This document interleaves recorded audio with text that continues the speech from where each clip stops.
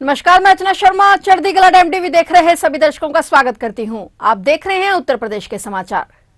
उत्तर प्रदेश विधानमंडल के दोनों सदनों का शीतकालीन सत्र 19 दिसंबर से शुरू होगा। राज्यपाल ने इसकी मंजूरी दे दी है। विधानसभा के प्रमुख सचिव प्रदीप कुमार दुबे और विधान परिषद के प्रमुख सचिव डॉक्टर राजेश सिंह ने इसकी अधिसूचना भी जारी कर दी है। उत्तर प्रदेश मंत्रिमंडल ने विधानमंडल सत्र 19 दिसंबर से आहूत करने का निर्णय लिया था, जिसे राज्यपाल ने मंजूरी दे दी। अब इस सत्र का तिथिवार कार्यक्रम जारी नहीं किया गया है। अधिकारियों की ओर से जारी अधिसूचना में कहा गया है कि राज्यपाल ने दोनों सदनों को शुक्रवार 19 दिसंबर को पूर्व 11 बजे वर्ष 2025 के उसके तृतीय सत्र के लिए आहूत किया है। वहीं इस बार भी ये सत्र काफी हंगामेदार रहने वाला है। विपक्ष भी सरकार को घेरने की तैयारी में है। अनुमान है कि सत्र के दौरान चुनाव आयोग द्वारा करवाए जा रहे मतदाता गहन पुनरीक्षण अभियान को लेकर जमकर हंगामा हो सकता है।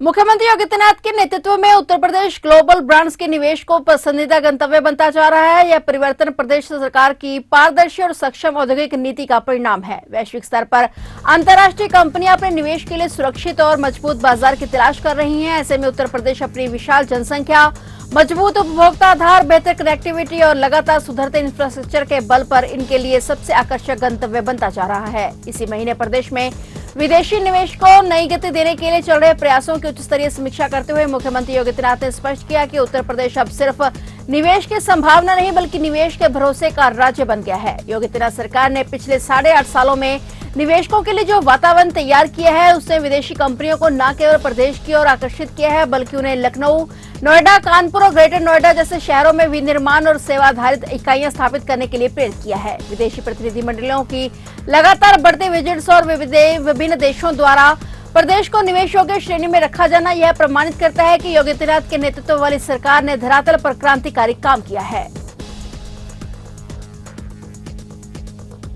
उत्तर प्रदेश के मुख्यमंत्री योगी आदित्यनाथ की सरकार किसानों को बड़ी राहत देने जा रही है। दरअसल किसानों के लिए उत्तर प्रदेश के 17 जिलों में उड़द खरीद के लिए नेफेड के द्वारा 50 सेंटर खोले जा रहे हैं। एक आधिकारिक बयान में ये जानकारी दी गई। बयान के मुताबिक इन केंद्रों पर किसान अपना उत्पाद एमएसपी 7,800 प्रति क्विंटल पर बेच सकेंगे और इसके लिए पंजीकरण शुरू हो चुका है और खरीद जल्द ही आरंभ हो जाएगी। साथ ही यह भी सुनिश्चित किया गया है कि किसान को उपज बेचने के 3 दिन के कार्य दिनों के भीतर ही भुगतान सीधे बैंक खाते में हस्तांतरित हो जाए। और बयान के मुताबिक नेफेड की ओर से चलाई जा रही आत्मनिर्भर दाल योजना के तहत किसानों से 29 जनवरी 2026 तक सीधी खरीद की व्यवस्था की गई है। इससे न सिर्फ उपज का उचित मूल्य सुनिश्चित होगा बल्कि बिचौलियों की भूमिका भी समाप्त होगी। पूरी प्रक्रिया को तेज, सरल और किसान केंद्रित तरीके से चलाया जा रहा है, जिससे प्रदेश का हर किसान इस योजना का हकदार बने। उड़द उत्पादन वाले क्षेत्रों को प्राथमिकता देते हुए ललितपुर, झांसी, महोबा सहित 17 जिलों में खरीद की तैयारियां पूरी कर ली गई हैं।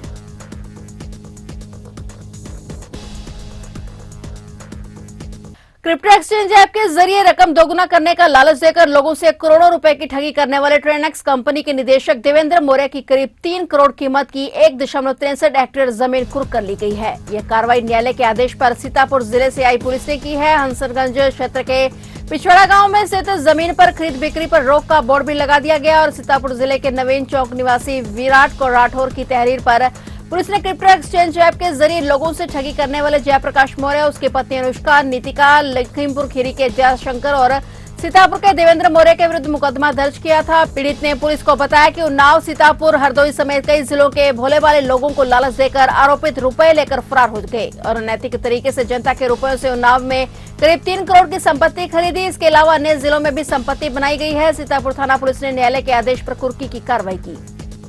देखिए, आप सभी जानते हैं कि बॉम्बे टैक्स का एक फ्रॉड सामने आया था, जिसमें आसपास के सभी जिलों से विक्टिम्स थे और लगभग 50 करोड़ का इन्वेस्टमेंट फ्रॉड था, जिसमें क्रिप्टो के माध्यम से बताया गया था कि ट्रेडिंग की जाती है, उसका मुनाफा आपसे शेयर किया जाएगा। लोगों के ऑनलाइन अकाउंट्स, वॉलेट्स सब क्रिएट करवाए गए थे। उनसे इन्वेस्टमेंट नगद भी कराया जाता था, बैंकों के खातों में भी कराया जाता था, पैसे को रोटेट करके और फर्जी तरीके से एक्सचेंज को रन करके उनको पर डे 0.05%, हफ्ते में 7 से 10% का इंटरेस्ट अपने इनके खातों में दिखाया जाता था। हालांकि बैकएंड पे वो खुद ही कंट्रोल करते थे। शुरू में जब पैसा वो उन्होंने विड्रॉ किया, निवेशकों ने उनको दिया गया, बाद में उनसे इसी लालच में उन्होंने और इन्वेस्ट कर दिया और फिर बाद में पैसा लेके अपराधी जो है फरार हो गए। जो संपत्ति कुर्क की गई है सर, कहाँ की संपत्ति कुर्क की गई है, कितने की लागत की है? देखिए, इसमें अभी जो संपत्ति कुर्क की गई है उन्नाव में अभी लगभग 1.6 हेक्टेयर की जमीन कुर्क की गई है, जिसकी वैल्यू लगभग 3 करोड़ रुपए है, मार्केट वैल्यू। इसके अलावा 1000 स्क्वायर फीट का एक प्लॉट लखनऊ में कुर्क किया गया जो 30 लाख का है। 50 लाख रुपए इनके खातों में फ्रीज किए गए हैं। प्लस एक मर्सिडीज गाड़ी जो है जो 30 लाख की है, उसकी प्रक्रिया चल रही है कोर्ट में, और एक करोड़ की और ज़मीन है उन्नाव में जिसकी प्रक्रिया कोर्ट में लंबित है, उसको भी जल्द कुर्क किया जाएगा। और भी संपत्तियों की जानकारी की जा रही है जो पूरे भारत में इनके द्वारा अर्जित की गई है, और उनको भी जल्द कुर्क किया जाएगा। हवाला का भी जिक्र किया गया। देखिए, जो पूरी इन्वेस्टिगेशन की गई तो एक चीज़ सामने आई कि दुबई में इनके द्वारा एक फ्लैट अर्जित किया गया जेपी मौर्य द्वारा, जो कि लगभग 6 से 7 करोड़ रुपए का है। तो उसकी ऑनलाइन डिटेल निकाली गई तो वो पूरी भी जानकारी की गई। तो पैसा इनके द्वारा हवाला के माध्यम से बाहर शहरों में भेजा गया है, विदेश में भेजा गया, तो उसकी भी जानकारी करके उसमें लुकआउट नोटिस हमने जारी करा दिए अपराधियों के, और जो भी इसमें लीगल प्रक्रिया रहेगी उस संपत्ति के बारे में वो मिनिस्ट्री ऑफ एक्सटर्नल अफेयर्स के माध्यम से उसको भी करवाया जाएगा। लखनऊ के आलमबाग में अलीगढ़ के पिसावा के रहने वाले सिपाही बालकृष्ण का शव घर में लटका मिला। सूचना पर पहुंची पुलिस और फोरेंसिक टीम ने साक्ष्य जुटाए। एडिशनल इंस्पेक्टर फूलचंद ने बताया कि दिसंबर 2023 से बालकृष्ण आलमबाग में तैनात थे। वे वाहन व चालक थे। बालकृष्ण थाने में ही तैनात सिपाही विनोद कुमार के साथ आलमबाग के भीमनगर छोटा बरा में 3 महीने से राकेश सिंह के मकान में ही रह रहे थे। शुक्रवार शाम करीब 5 बजे बालकृष्ण घर के बाहर टहल रहे थे और फिर वे अंदर चले गए और कुछ देर बाद उनके भाई ने उन्हें कई बार कॉल की थी, मगर कोई जवाब नहीं मिलने पर बालकृष्ण के भाई ने सिपाही विनोद को घर हालचाल जानने के लिए भेजा और रात 8 बजे विनोद जब कमरे में पहुंचे तो वह दंग रह गए। बालकृष्ण कमरे में पंखे से रस्सी के सहारे लटके हुए थे। घटना की सूचना पर एससीपी केंद्र अभयमल और आलमबाग थाने की पुलिस पहुंची। पुलिस ने घटनास्थल पर मिले बालकृष्ण के मोबाइल को कब्जे में ले लिया और फोरेंसिक ने भी साक्ष्य जुटाए। हालांकि पुलिस ने सिपाही की आत्महत्या करने की आशंका जताई है और घटना की जानकारी सिपाही के पिता को दे दी गई है। घटनास्थल से कोई सुसाइड नोट नहीं मिला है। पोस्टमार्टम रिपोर्ट के आधार पर आगे की कार्रवाई की जाएगी।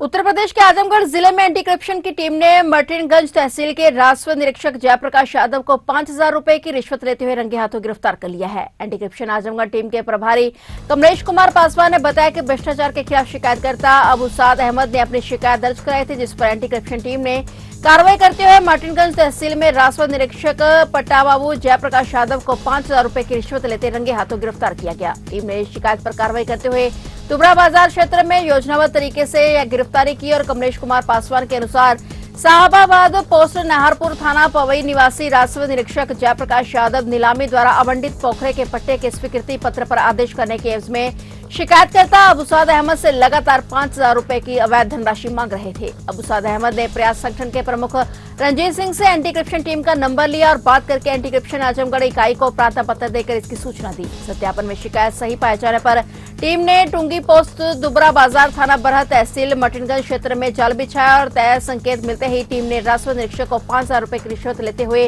रंगे हाथों गिरफ्तार कर लिया।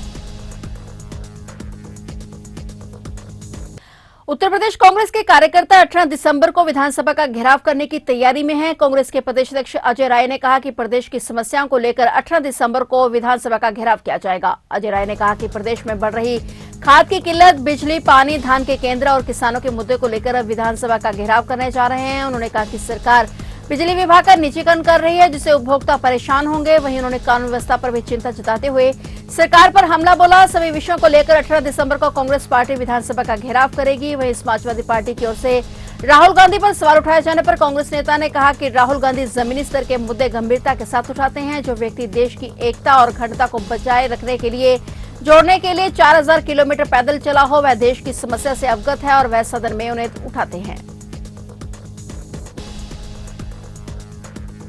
उत्तर प्रदेश के मुजफ्फरनगर जिले में सिविल लाइन थाना क्षेत्र की मदीना मस्जिद के मोहम्मद इरफान का एक वीडियो सोशल मीडिया पर वायरल होने से हड़कंप मच गया। वीडियो में वह दरोगा को गर्दन काटने की धमकी देता दिखाई दे रहा है। वायरल वीडियो के बाद पुलिस ने तुरंत कार्रवाई करते हुए आरोपी मोइचन को गिरफ्तार कर जेल भेज दिया है। जानकारी के मुताबिक मदीना चौक स्थित मदीना मस्जिद में अजान के दौरान मुअज्जिन मोहम्मद इरफान ने कच्ची सड़क चौक के इंचार्ज विनोद चौधरी पर तेज आवाज की बात कहकर बदसलूकी और मारपीट का आरोप लगाया। उसने कहा कि दरोगा उसे मस्जिद में खींचकर धक्का मुक्की कर रहे थे और इसके बाद सोशल मीडिया पर एक और वीडियो वायरल हुआ, जिसमें मुअज्जिन मोहम्मद इरफान जमीयत उलेमा हिंद के कार्यकर्ताओं से बातचीत करते हुए अपने आपा खो देता है और दरोगा का गर्दन काटने की धमकी देता है। वीडियो के वायरल होने के बाद पुलिस महकमे में हड़कंप मच गया और घटना के बाद जमीयत उलेमा हिंद के कार्यकर्ताओं ने एसएसपी मुजफ्फरनगर को ज्ञापन देकर मामले में सख्त कार्रवाई की मांग की है। सीओ ने बताया कि मामले की जांच जारी है और अग्रिम वैधानिक कार्रवाई अमल में लाई जाएगी। इस घटना से इलाके में तनाव का माहौल बन गया है और पुलिस ने मुअज्जिन और मस्जिद के आसपास सुरक्षा बढ़ा दी है।